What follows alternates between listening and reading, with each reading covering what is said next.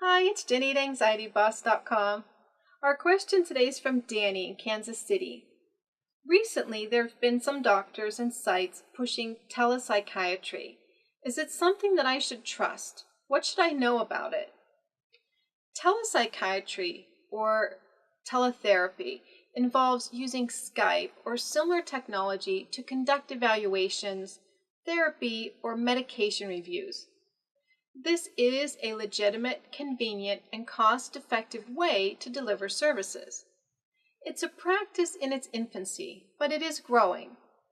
There are some complexities to consider that don't arise when seeing a psychiatrist or therapist face-to-face. One consideration is, are you in the same state, province, country as your therapist? This is important because a therapist must be licensed in the jurisdiction in which they practice. For example, if I'm a therapist in Florida in the U.S., and I'm seeing a patient by teletherapy in Arizona in the U.S., I need to be licensed for practice in both states. The provider's malpractice insurance may not cover them doing telepsychiatry or telecounseling. Or conversely, the patient's health insurance may not cover the service, and you will have to pay out of pocket. What if there's a crisis and the patient becomes suicidal?